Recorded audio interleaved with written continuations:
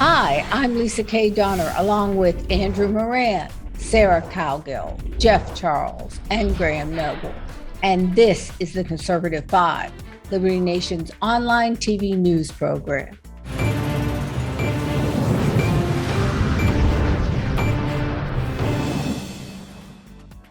Conservatives are fighting back against early and extreme sex education in the classroom. Florida's landmark stance prohibits teachers from coaching kids on sexual orientation or gender identity, and now several states have followed suit. And that makes the Biden administration, well, downright furious. But why? Who wants their 5 to 8-year-old kid taught about any kind of sex, let alone something they could not possibly comprehend at such a tender age? I'm almost afraid to call on you, but no pain, no gain. Graham, what do you say? Well, Lisa, I think the first point and the most important point about all of this is that people need to understand that the radical left's promotion of so-called trans rights, and specifically the insistence that children as young as 9 years old or even much younger are learning about gender identity, is that this has got nothing to do with tolerance or equity or equality or the protection of anybody's rights. That's all nonsense. That's a cover. What this is about, it's nothing less than an attack on traditional moral values. What these people are attempting is the breaking down of the very fabric of society. That sounds like maybe so hyperbolic, but it's not. That's what they're doing. This is the destruction of traditional morality. Also, I think people should know that there's another agenda at play here. You see, if you raise an entire generation of people to believe that men can have babies, then you've conditioned that generation to doubt everything, to believe nothing. You've basically unmoored them from reality. And you've created a state of uncertainty, almost nihilism. You've created a state of uncertainty and doubt so great that these people will eventually cry out for the government to tell them what to believe. Yeah, that's the problem, Jeff. I feel when the government starts getting involved in this, but they have to sort of, because the education system has really gone sideways. Well, yeah, and the public educational system is the government. So, the government should be, they should be stopping this. This is a whole agenda, and it's exactly what Graham just said. This is part and parcel of an overall effort to indoctrinate children. It's not just the gender identity and the sexuality. It also involves concepts related to critical race theory. It's designed to create a new generation of far left activists who are going to push for this stuff. The thing is, there's two types of people who oppose these laws. The first kind are concerned that it could be used to discriminate against LGBTQ people. I don't agree with that, but okay, I can understand that. Some of the language is vague, fine, whatever. Then the other group are people who actually want these children to learn more about sex and gender identity at a younger age, but they don't want to say it right out because it's impossible to defend. And this is why I've been getting on to conservatives, because we need to make them defend it.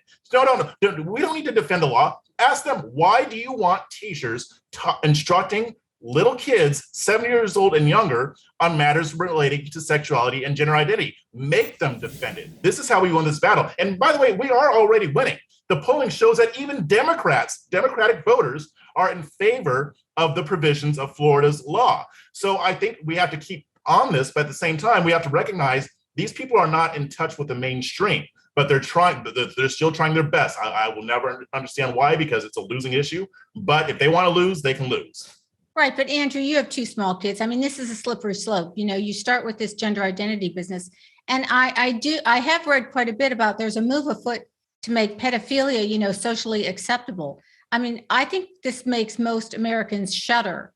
And, what say you about This is why the Democrats are just losing, because there is no common sense anymore in this party, because they want to appeal to this fringe minority. And I remember there was a controversy because a lot of LGBT advocates, they want to include the P word, pedophilia, into that acronym. So that's just astounding. What I'm terrified is that if a kid goes to a school, and the teacher's this radical left-wing feminist, transgender, blue hair Smurf, the kid's going to say, "Hey, I'm a girl today," and then they're going to say, "Oh, you're a girl, you have to have puberty blockers, or you have to cut off your penis, you have to do all these things." Because my kid, he has quite the imagination. He'll come up to me 1 minute, say, "Oh, I'm a pretty girl," and the next moment he'll say, "I'm a T-Rex." But I don't say, we got to shave off your arms now to your elbows, look like you're a Tyrannosaurus Rex. We don't do that. I mean, these people are mold the minds of kids. They're the ones who look after these kids for 18 years or 13 years, and it's just outright terrifying that these people believe these things, and they're the ones who are teaching. They're not schools anymore. They're indoctrination centers,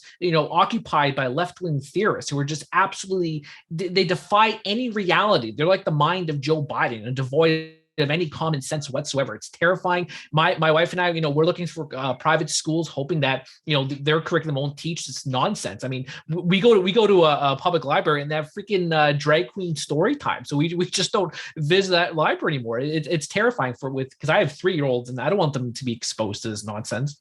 Yeah, Sarah, where is the winning game on this politically? I mean, I don't see it, but maybe I'm just too. I don't think anybody is looking to put a check in the win column. I'm going to go with Jeff on this one. I think it's just a matter of indoctrinating, and we keep turning a blind eye a little bit to it. We're horrified and we're like, oh goodness, and then we don't do anything. So I agree. I think you point the finger and you stand up and you ask the president and you ask the vice president and anybody else, why is this a good idea? And be pointed. Don't be open and vague. Why is it a good idea to teach my 5-year-old about transgender, gender identity, and sex at 5 years old? Tell me why. And I think that's the way you fight back. You have to fight back. We can't just keep letting this go on. Go ahead, Andy. You think of conservatives credit, they are pushing back. I mean, homeschooling rates are on the rise, private school attendance, submission or enrollments are on the rise. So conservatives are fighting back. They're using their pocketbook and where their child studies as a way to fight against the state. But to think that this is the hill to die on, teaching 5-year-olds about the different flavors of gender and sexuality, it's poppycock. I mean, what happened in 5 years? Bill Maher makes his case too. What happened 5 years ago? This would have been just, people would have scoffed at this, but now it's just, to think that a woman can have a penis on MSNBC. What the heck is going on in society? And right, actually, I mean, according to the numbers, public school attendance has dropped, and it's not just because of COVID. They haven't recovered yet because people are exercising different options, co-ops, private schools, charters, homeschooling. There are a lot of people even calling for a mass exodus from the public school system, which might be what we need if they keep pushing this stuff. I only have 2 words for that: school choice. Anyway, It's a sad state of affairs when states have to legislate what should be common sense. But here we are. Thanks, panel.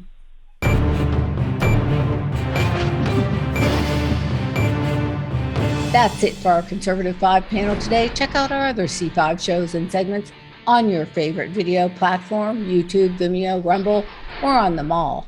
As well, Liberty Nation has its own Roku channel where you can see all of our TV productions. Thanks so much for tuning in. And remember, surf on over to libertynation.com. Join us on the Member Zone, just $17.76 for the year. Special thanks to our fantastic editor and post coordinator, Frank Diorio, and our executive producer, Sarah Calgill. I'm Lisa K. Donner, editor-in-chief. Thanks for joining us today. This has been a production of LibertyNation.com, where truth is making a comeback.